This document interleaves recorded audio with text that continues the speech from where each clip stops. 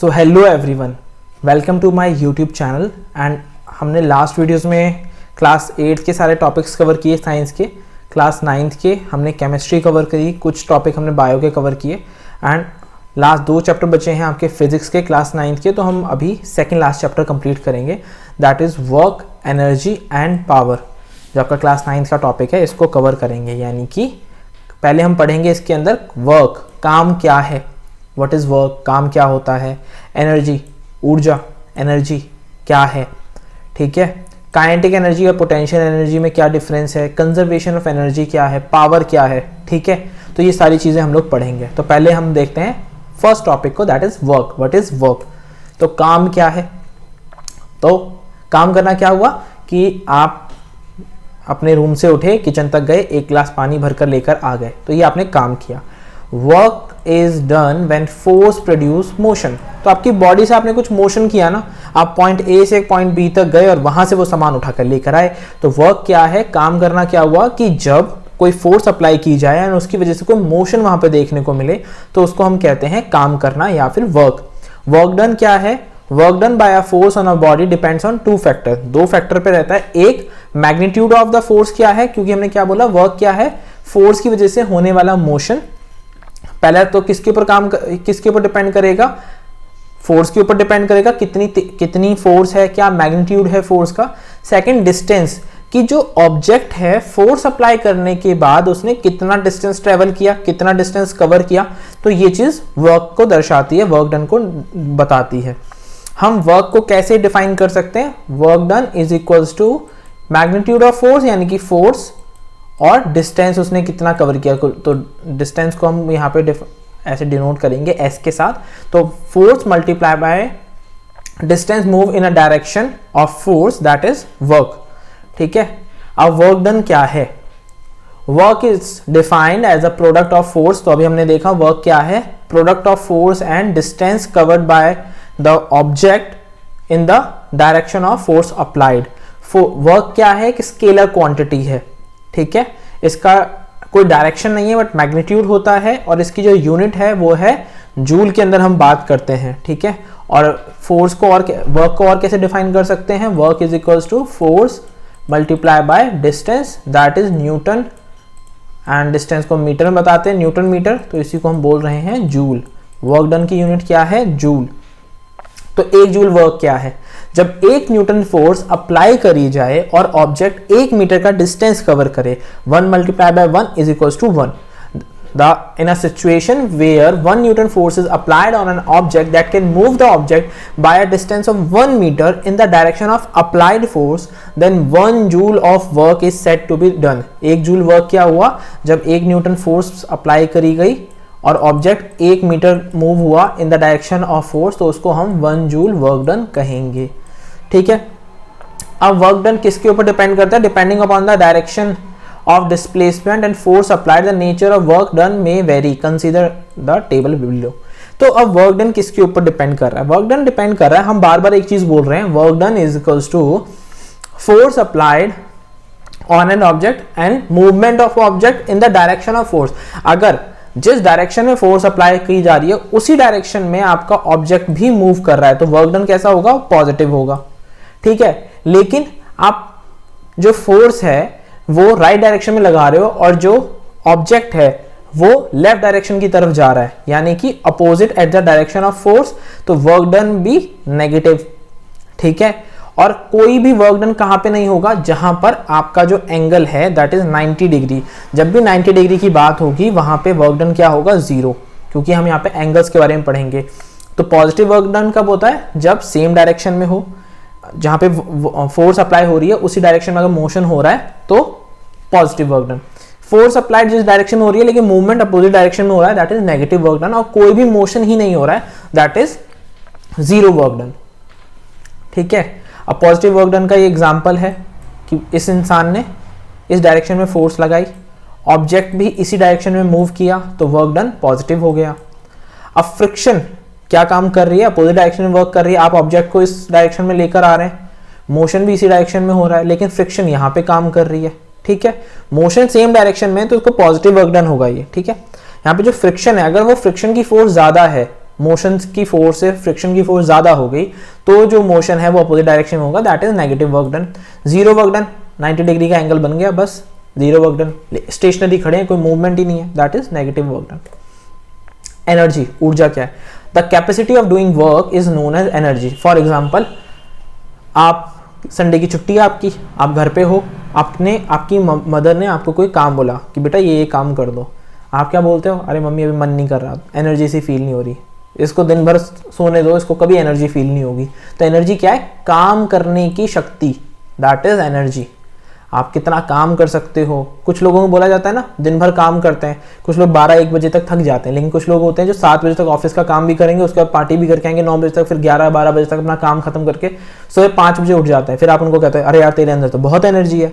तो एनर्जी क्या है? काम करने की क्षमता, energy. The sun is the biggest source of energy. ठीक है, सबसे ज्यादा एनर्जी हमें कहाँ से मिलती है? सन से मिलती है। Most of the energy sources are derived from the sun. Some energy receive from nucleus of atom, interior of the earth and the tides. तो हम वहां से भी एनर्जी एक्सट्रैक्ट कर रहे हैं। ऐसा ही unit of energy is joule and it is bigger unit, it's bigger unit is kilojoule. जब हम बहुत ज्यादा एनर्जी के बारे में बात करते हैं हम किलो जूल के अंदर उसको डिफाइन करते हैं। अब एनर्जी कई तरीके की है। मैकेनिकल एनर्जी, ठीक है, थर्मल एनर्जी, हीट से प्रोड्यूस होने वाली एनर्जी, न्यूक्लियर पावर प्लांट्स में जो एनर्जी हम बनाते हैं उसके थ्रू हम जो इलेक्ट्रिसिटी बना रहे हैं, that is nuclear energy. Chemicals के थ्रू जब हम प्रोसेस करते हैं, केमिकल रिएक्शन कर रहे होते हैं, तब भी कुछ एनर्जी रिलीज होती है, या हमें कभी हीट करना पड़ता है तो वो जो एक एनर्जी रिलीज हो रही है, या फिर हाइड्रोजन के थ्रू, हाइड्रोजन गैस को हम यूज करते हैं वेल्डिंग वगैरह में, that is chemical energy. Electromagnetic energy, ठीक है, सोनिक एनर्जी, उसके बाद ग्रेविटेशन एनर्जी। जब भी आप किसी ऑब्जेक्ट को ऊपर फेंकते हो तो वो ऑब्जेक्ट नीचे आएगा बिकॉज ऑफ ग्रेविटेशनल फोर्स, तो वो ग्रेविटेशन एनर्जी होगा। काइनेटिक एनर्जी, वो एनर्जी जो मूवमेंट की वजह से जनरेट होती है। जब एक ऑब्जेक्ट मूव करता है तो जो एनर्जी वहाँ पे यूटिलाइज हो रही है दैट इज काइनेटिक एनर्जी। जब एक ऑब्जेक्ट मूवमेंट में नहीं है, स्टेशनरी है, कुछ हाइट पर है, कुछ उसके पास अपनी खुद की स्टोर्ड एनर्जी है, that is potential energy. Then ionisation energy. तो ये कुछ एनर्जीज के टाइप हैं। इस एनर्जी को हम क्यों पढ़ रहे हैं? क्योंकि हम आने वाले एक फर्दर स्लाइड में देखेंगे दैट कंजर्वेशन ऑफ एनर्जी, तो वहां पे हम इस पॉइंट को समझेंगे हमने इतनी सारी एनर्जीज के बारे में क्यों डिस्कस किया। अब काइनेटिक एनर्जी, जैसे कि मैंने बताया, every moving object possesses some energy called kinetic energy. जब भी कोई ऑब्जेक्ट मूव कर रहा है तो उसके पास कुछ एनर्जी है, उस एनर्जी को क्या बोल रहे हैं? Kinetic energy. As the speed of the object increases so the kinetic energy increases. ठीक है, जैसे जैसे स्पीड बढ़ेगी वैसे वैसे क्या बढ़ेगा? ऑब्जेक्ट की काइनेटिक एनर्जी बढ़ेगी। ठीक है, तो ये कुछ एग्जांपल हैं, जैसे बॉल है, मूव कर रही है तो अपनी खुद की कुछ एनर्जी होगी। ये जो सेकंड एथलीट है मूव कर रहा है, अपनी एनर्जी होगी। केटीएम बाइक मूव कर रही है, एनर्जी होगी खुद की। तो वो एनर्जी जो किसी ऑब्जेक्ट के मूवमेंट में होती है, मूविंग ऑब्जेक्ट के पास जो एनर्जी होती है उसको हम बोलते हैं काइनेटिक एनर्जी। तो इसको थोड़ा सा मैथमेटिकली फिजिक्स की टर्म में समझते हैं। ठीक है, तो हमने वर्क डन देखा था, work done is equals to force multiplied by distance covered by it. And हमने लॉज ऑफ मोशन के अंदर एक इक्वेशन पढ़ी थी, v square minus u square is equals to 2as। तो हम यहां से s की वैल्यू निकाल सकते हैं। ठीक है, और फोर्स क्या है? Force is equals to mass, हमने पढ़ा था लास्ट चैप्टर के अंदर, force is equals to mass into acceleration. तो हम यहाँ पे इन दोनों वैल्यूज को पुट कर देंगे वर्क की टर्म में। तो work done is equals to force into distance covered. Force क्या है? मा, तो मा को पुट कर दिया यहाँ पे। डिस्टेंस क्या है? v square minus u square upon 2a, तो ये यहाँ पे आ गया। एंड दोनों को जब हमने इक्वेट किया तो वर्क डन क्या आ गया? Half into mass into final velocity minus initial velocity का स्क्वायर, जो भी है। फाइनल वेलोसिटी क्या है? पहले ऑब्जेक्ट कभी ना कभी रेस्ट पे रहा होगा, तो ये हो गया 0। तो वर्क डन या एनर्जी आ गई हमारे पास, change in kinetic energy. Work done क्या है? Half mv square, that is change in kinetic energy. तो एनर्जी क्या हो गई? Half mv square. Potential energy क्या है? जब कोई बॉडी ना मूव नहीं कर रही, ठीक है, उसकी shape, the energy of body due to its position और change in shape is known as potential energy. मतलब मूव नहीं कर रही है, उसकी शेप में भी चेंज आ सकता है बट मूव नहीं कर रही है, तो उसको हम पोटेंशियल एनर्जी बोलेंगे। जब ग्राउंड के ऊपर किसी एक डिस्टेंस पे होगी तो उसको हम क्या बोलेंगे? उस एनर्जी को, जब ऑब्जेक्ट मूव नहीं कर रहा है बट ग्राउंड से ऊपर है, तो उसको हम बोलेंगे gravitational potential energy. And the energy of a body due to change in its shape and size का इलास्टिक पोटेंशियल एनर्जी। ठीक है, तो ये elastic potential energy and gravitation potential energy, ये दो इंपॉर्टेंट टर्म है। अब कैसे, for example bow and arrow, ठीक है, इस एथलीट के पास है, इन्होंने हिट करना है अपना टारगेट, तो उन्होंने क्या किया कि अभी अपने बो को यहाँ पे लगाया और इसको स्ट्रेच किया। जब स्ट्रेच किया तो ये काफ़ी दूरी तक जाएगा, लेकिन अभी ये इनिशियली रेस्ट पर है। जब रेस्ट पे तब भी इसकी एनर्जी है, ईगल रेस्ट कर रही है, एक हाइट पे जाके रेस्ट कर रही है, तो क्या उसके पास अपनी एनर्जी है? हाँ, उसके पास एनर्जी है। कौन सी एनर्जी है? पोटेंशियल एनर्जी है। जब बर्ड फ्लाई कर रहा है तब कौन सी है उसके पास? पोटेंशियल एनर्जी भी है, काइनेटिक एनर्जी भी है। तो ये हमने बात करी पोटेंशियल और काइनेटिक एनर्जी के बारे में। जब तक ये रेस्ट में है, ठीक है, यहाँ पे पोटेंशियल एनर्जी, जैसे ही इसको मूव किया जाएगा तो इसके पास काइनेटिक एनर्जी अपनी होगी। सो बेंट बो पोजेसेस पोटेंशियल एनर्जी। जब रिलीज किया जाएगा तो काइनेटिक एनर्जी भी गेन करेगा क्योंकि मोशन होगा। अब पोटेंशियल एनर्जी क्या है? Work done is equals to force in multiply by distance. तो फोर्स तो क्या है? चलो फोर्स तो फोर्स रहेगी, ठीक है, और डिस्टेंस क्या हो गया? इस हाइट से अगर मैं बॉल को फेंकूंगा तो ये हो गया डिस्टेंस कवर, तो इसको हम h से डिनोट कर देते हैं, फोर्स मल्टीप्लाइड बाय हाइट। अब फोर्स को हमने क्या बोला था? मास इनटू एक्सीलरेशन। अब यहाँ पे जब एक हाइट से नीचे फेंका जा रहा है तो यहाँ पे एक्सीलरेशन कौन सा होगा? एक्सीलरेशन ड्यू टू ग्रेविटी, छोटा जी आएगा, तो mass into mg, force is equals to mg, ठीक है। तो वर्क डन क्या हो गया? mg, हमने यहाँ पे पुट किया mg और यहाँ पे हो गया h, तो वर्क डन क्या हो गया? mgh। तो पोटेंशियल एनर्जी क्या होगी किसी भी ऑब्जेक्ट की? Mass into acceleration due to gravity into distance cover और हाइट। तो ये हम पोटेंशियल एनर्जी के बारे में बात कर रहे हैं। अब law of conservation of energy क्या कहता है? तो अब तक हमने कई सारे लॉ पढ़े हैं, ठीक है। तो लॉ ऑफ कंजर्वेशन के अंदर भी हमने 2-3 चीजें पढ़ ली, बट यहाँ पे law of conservation of mass पढ़ा हमने, ठीक है, जहाँ पे मास केमिस्ट्री के अंदर हम पढ़ रहे थे कि law of conservation of mass होता है, जितना मास रिएक्टेंट का होता है उतना ही मास आपके फाइनल प्रोडक्ट का भी होगा। अब हम law of conservation of energy पढ़ते हैं। इसका कहने का मतलब बहुत सिंपल सा है, total amount of energy before and after transformation remains the same.